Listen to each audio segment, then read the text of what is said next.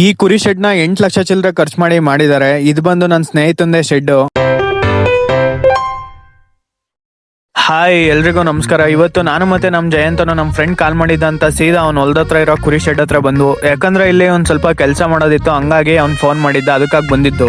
ಮೇಲೋಗಿ ನೋಡೋಣ ಅಂತ ನಾನು ಮತ್ತೆ ನಮ್ ಜಯಂತನು ಹೋದ್ವು. ಇಲ್ಲಿ ಬಂದ್ ನೋಡಿದ್ರೆ ಆಲ್ರೆಡಿ ಕುರಿ ಆಡುಗಳನ್ನೆಲ್ಲ ಸೇಲ್ ಮಾಡ್ಬಿಟ್ಟಿದ್ದ. ಇನ್ನೊಂದ್ ಸ್ವಲ್ಪ ಆಡು ಮತ್ತೆ ಒಂದ್ ಸ್ವಲ್ಪ ಕುರಿಗಳು ಮಾತ್ರ ಇದ್ವು. ಕುರಿ ಶೆಡ್ ಏನೋ ನೋಡಕ್ ಚೆನ್ನಾಗಿತ್ತು, ಆದ್ರೆ ಅದನ್ನ ಮಾಡ್ತೀವಿ ಅಂದ್ರೆ ಅಷ್ಟೇನೆ ದುಡ್ಡಿಟ್ಟಿರ್ಬೇಕು ನಾವುನು. ಅವ್ನ್ ಶೆಡ್ ಮಾಡ್ದಾಗಿಂದ ಇಲ್ಲಿವರೆಗೂ 10 ಕುರಿ ಮತ್ತೆ 30 ವಾತನ ಸೇಲ್ ಮಾಡಿದೀನಿ ಅಂತ ಹೇಳ್ದ. ವಾತಗಳು ಇನ್ನ ಇದ್ದಿದ್ರು ಇನ್ನ ಸೇಲ್ ಆಗ್ತಿದ್ವು ಅಂತಾನು ಹೇಳ್ದ. ನೋಡಿ ಬಾಡಿಗೆ ಎಷ್ಟು ಡಿಮ್ಯಾಂಡ್ ಇದೆ ಅಂತ. ನನ್ಗಂತೂ ಈ ಕುರಿ ಮತ್ತೆ ಆಡುಗಳನ್ನ ನೋಡಿ ಸಖತ್ತು ಖುಷಿ ಆಯ್ತು. ನಾವು ಈ ತರ ಸಾಕ್ಬೇಕು ಅಂತ ಅನಿಸ್ತಿತ್ತು, ಆದ್ರೆ ಅನ್ಕೊಂಡಷ್ಟು ಯಾವ್ದನ್ನು ಈಸಿ ಅಲ್ಲ, ಎಲ್ಲ ಕಷ್ಟಪಟ್ಟು ಮಾಡ್ಬೇಕು. ಇದೇ ತರ ಶೆಡ್ ಮಾಡಿ ಕುರಿಗಳನ್ನ ಹಸುಗಳನ್ನ ಸಾಕ್ತಿರೋರು ಇದ್ರೆ ಕಮೆಂಟ್ ಮಾಡಿ, ಬಂದು ವಿಡಿಯೋ ಮಾಡಾಕ್. ವಿಡಿಯೋ ನೋಡೋರ್ಗೆ ಹೆಲ್ಪ್ ಆಗುತ್ತೆ ಮತ್ತೆ ಅದ್ರ ಬಗ್ಗೆ ಒಂದು ಐಡಿಯಾನು ಬರುತ್ತೆ. ಸೊ ಯಾರಾದ್ರೂ ಸಾಕ್ತಿರೋರು ಇದ್ರೆ ಕಮೆಂಟ್ ಮಾಡಿ. ಇವಾಗ ನ್ಯೂ ಇಯರ್ ಗೆ ಮತ್ತೆ ಕುರಿ ಮತ್ತೆ ಹಾಡು ಮರಿಗಳನ್ನ ತಂದು ಬಿಡ್ತೀನಿ ಅಂತ ಹೇಳಿದಾನೆ.